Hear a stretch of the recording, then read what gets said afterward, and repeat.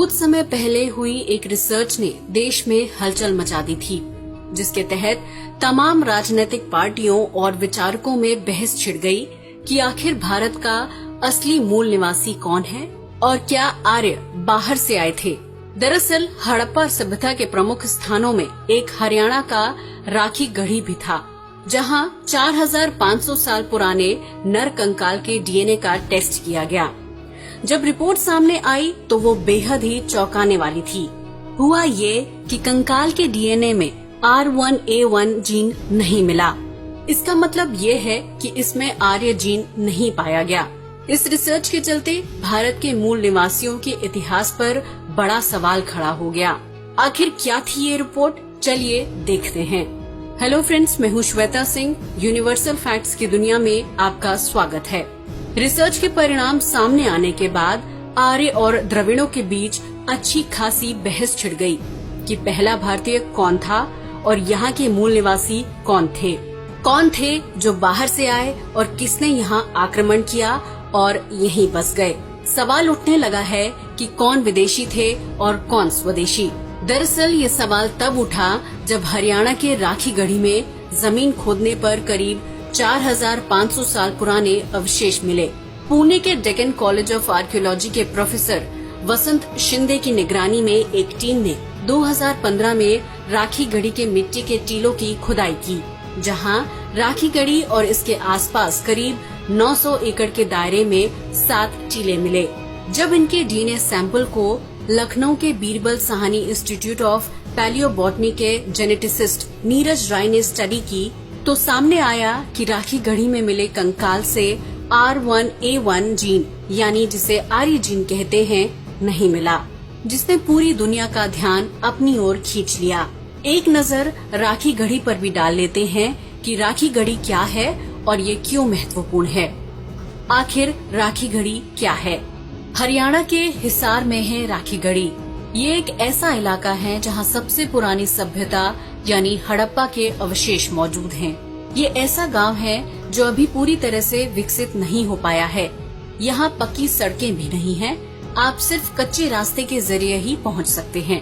लेकिन रिसर्च के लिहाज से देखा जाए तो ये एक काफी महत्वपूर्ण क्षेत्र है। दरअसल यही वो जगह है जहाँ कभी विकसित और सुनियोजित शहर हुआ करते थे। हालांकि अब वो विकसित शहर इस गांव की मिट्टी में दफन है। यहाँ सिंधु घाटी सभ्यता के बड़े शहर के अवशेष मिले हैं, जिनसे साबित होता है कि ये प्राचीन सभ्यता वाला एक शहर था। खुदाई में यहाँ मोहरें, जानवरों की आकृति वाले खिलौने, मिट्टी के बर्तन, जानवरों की छाप वाली ईंटें, मुद्रा, डिजाइन वाले बर्तन आदि मिले। समय समय पर यहाँ खुदाई चलती रहती है। यानी हम कह सकते हैं कि भारत में राखी गढ़ी एकमात्र ऐसा गांव है जहाँ एक ही जगह पर हड़प्पा युग के पूर्व, मध्य और उत्तर समय के अवशेष देखे जा सकते हैं। स्थानीय लोगों का कहना है कि जो लोग करीब 5000 साल पहले यहाँ रहते थे, वे हमसे ज्यादा एडवांस थे। उनका आर्किटेक्चर बेमिसाल था। वो पक्की ईंटों से बने घरों में रहते थे। खोज करने का आइडिया कैसे आया, शुरुआत कैसे हुई? बताते हैं कि जानवर चराने के लिए जब चरवाहे राखी गढ़ी के टीलों पर पहुँचे तो उन्हें कुछ ऐसा मिला जिनसे साबित होता है कि वहाँ काफी साल पहले कोई विकसित सभ्यता थी। हालांकि अब वो नष्ट हो चुकी है। जानकारी मिलते ही इन टीलों की खुदाई की गई, जिसमें प्राचीन सभ्यता यानी हड़प्पा सभ्यता होने के कई अवशेष मिले। खोजकर्ताओं को यहाँ 5 वेदियाँ मिली। साथ ही एक ऐसी जगह भी मिली जहाँ शायद बलि दी जाती थी। इस दौरान कब्रिस्तान और उसमें कुछ नर कंकाल भी मिले, जिनमें से 3 महिलाओं के थे। इन शवों के पास कुछ बर्तन नुमा चीजें भी मिली, जिन्हें देखकर अंदाजा लगाया गया कि इन बर्तनों में शायद खाने की चीजें रखी होंगी। 1963 में इस जगह को एक ऐसी जगह के तौर पर जाना गया जहां सिंधु घाटी सभ्यता के अवशेष मौजूद थे। 1998 से 2001 के बीच यहाँ फिर से खुदाई हुई। कहा जाने लगा कि यहाँ कई बड़े शहर हैं जो अब मिट्टी के नीचे दबे हैं। लेकिन जब 2015 में टीला नंबर 7 की खुदाई की गई तो ऐसे कंकाल मिले जिसकी डीएनए रिपोर्ट चौंकाने वाली थी। क्या थे नतीजे? पहला नतीजा, हड़प्पा सभ्यता के लोग संस्कृत और हिंदू संस्कृति के मूल स्रोत नहीं थे। दूसरा नतीजा, हड़प्पा सभ्यता के लोग आर्यों के मुकाबले द्रविड़ों के ज्यादा करीब थे। तीसरा नतीजा, आज के भारतीय और हड़प्पा सभ्यता के लोगों में जेनेटिक रिश्ता है। चौथा नतीजा, हड़प्पा सभ्यता के लोग दक्षिण भारतीयों से मिलते जुलते थे।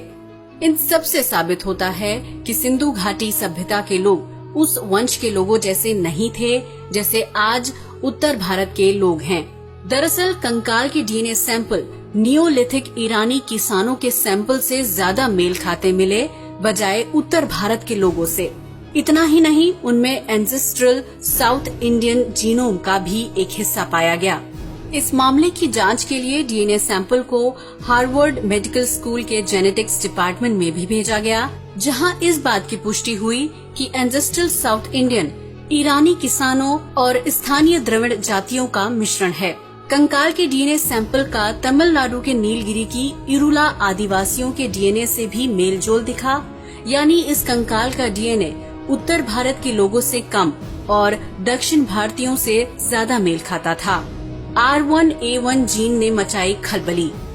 ये सारा खेल एक जीन का है जिसका नाम है R1A1। इसे समझने से पहले हमें ये जानने की जरूरत है कि भारत में कौन सी दो नस्लें पाई जाती हैं, तभी हम इसे सही से समझ सकते हैं। दरअसल भारत में दो तरह की नस्लें पाई जाती हैं। पहली दक्षिण भारतीय से संबंधित है और दूसरी उत्तर भारतीयों से।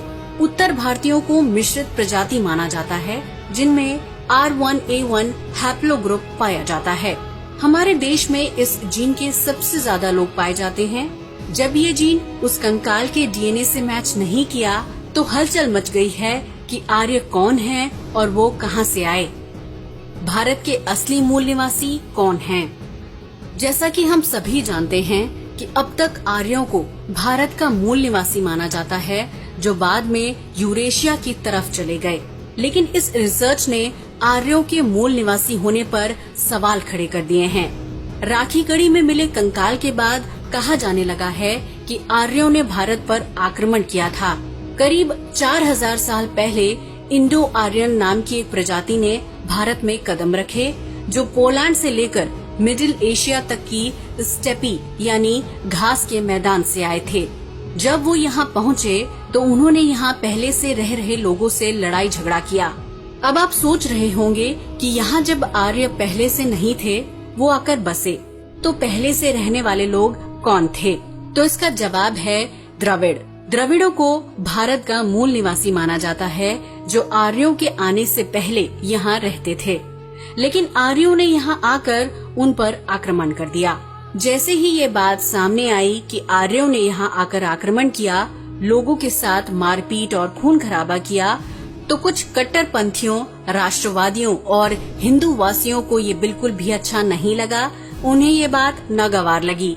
वे नहीं मानते कि आर्यों ने ऐसा कुछ किया होगा। वहीं इतिहासकारों का कहना है कि जब आर्यों ने आक्रमण किया तो सिंधु सभ्यता नष्ट हो गई और यहाँ हिंदू भारत की नींव रखी। सिंधु घाटी सभ्यता के लोग हिंदू सभ्यता की शुरुआत करने वालों से अलग थे और हमारे वेद लगभग 1500 ईसा पूर्व के हैं, जिससे ये सामने आता है कि तब तक सिंधु सभ्यता के शहर नष्ट हो चुके थे, यानी हमारे देवता सिंधु सभ्यता के बाद आए। इसका मतलब है कि हमारे धर्म ग्रंथ उन लोगों ने लिखे जो यूरोप के स्टेपी मैदान से भारत आए थे। राखी गढ़ी में मिले कंकाल और दक्षिण भारतीय लोगों के डीएनए को मिलाने पर एक और बात सामने आई कि सिंधु घाटी की सभ्यता के दौरान शुरुआती द्रविड़ भाषा बोली जाती थी। तो ये थे कुछ ऐसे तथ्य जिनकी वजह से आर्यों के आगमन और उनके अस्तित्व पर सवाल उठने लगे।